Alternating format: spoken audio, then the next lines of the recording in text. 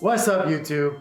Shawn from the Guaranteed Success Plan, and today we're going to talk about prospecting properly. The secret to actually making sure we max out every single activity that we do. All right, let's cut the fluff and get straight to it. First thing that we have to understand is there is a huge difference between prospecting, the benefits of prospecting, and busy work. A lot of us think that busy work is actually prospecting and that the benefits of prospecting is the work itself. It's not. Prospecting is the hard stuff. It's digging in the corners. It's what nobody wants to do, but it's what gets the results so we can actually go on the buying tours, go on the CMAs, the listing presentations, all that kind of stuff. The other thing you really need to understand is never confuse effort with results. And that's what we're going to talk about when we boil this all down. A lot of people think that they're doing a lot of stuff and they're really busy, but they're not getting any results at all. That is a huge, huge thing you need to make sure you're not doing. Do not confuse effort with results. We also need to understand that the only form of employment, I talk about this a lot in my videos, the only form of employment is when you're prospecting. Everything else is a benefit of being employed. So depending on what our goals are, we need to be prospecting for a minimum of 2 hours every single day.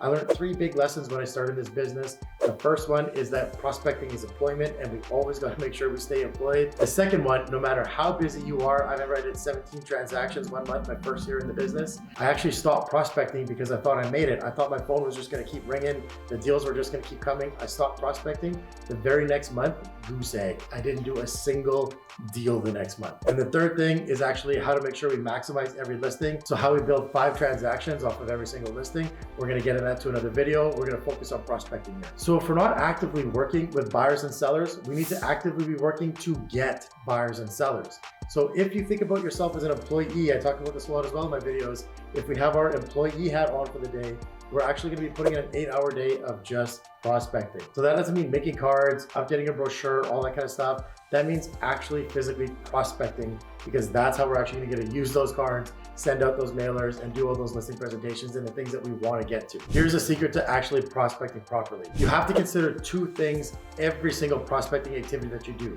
What's the intent of my activity and how do I max out the ROI? So any single thing that you're doing. So if you are a cold caller, you're making cold calls. If you're door knocking, if you're working social media, an open house, it's what is the intent of the activity I'm doing and how do I max out the ROI? So the return on the investment. And typically we're only investing our time at this stage of the game. Let me explain what I mean by this. We got an entire video dedicated to open houses. Link is down below if you want to check that one out. But let me give you a quick overview of how it relates into prospecting and maxing out our ROI. What's the intent of the open house? Obviously, one of the intentions is to sell the house that we're sitting in.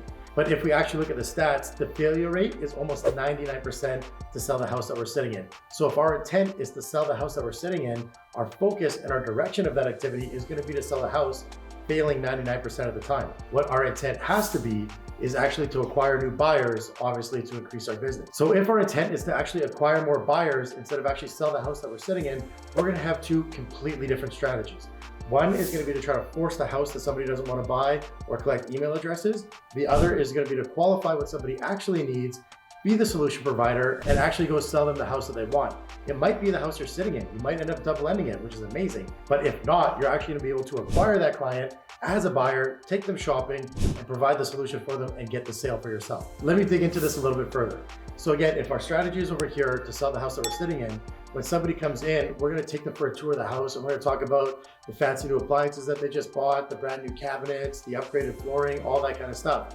And they're going to be walking around looking and being like, I hate this house. I don't want this house. I don't even want to work with this realtor because they're not listening to me. They're not listening to my needs or what I care about. They're just trying to push a house on me. If I don't even buy this one and we go shopping with them, they're probably just going to try to push the next house on me so that they can sell it and move on with their day. They have no interest in building a relationship with me and actually helping me find a house that works for me and my family. But if our strategy is over here and it's to acquire them as a buyer, what we're going to do is we're actually going to qualify their current pain, qualify their current dissatisfaction, find out how we can provide the solution with the right house for them. It might be the open you're sitting in, and again, you're gonna have a 10 out of 10 chance, a slam dunk to sell it if you qualify their needs and you're sitting in the exact house that works for them. If it's not the right house, you'll easily be able to take them over to one that does work. This strategy over here is a relationship-based strategy.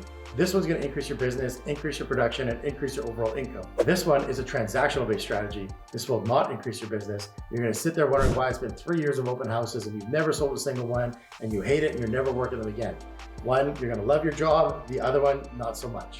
All right, guys, let's sum this up really quick. Again, there's a giant difference between prospecting, busy work, and benefits of your work. Do not confuse effort with results. Be honest with yourself. If you're putting in a whole bunch of work and you're not getting the results you want, clearly we're confusing the effort with results. We need to change the strategy, increase our ROI, and make sure we're spending our time on money-making, income-generating activities so that we're increasing our business. If you're not actively working with buyers or sellers, you need to be actively working to get buyers or sellers. Make sure you're employed for 8 hours a day.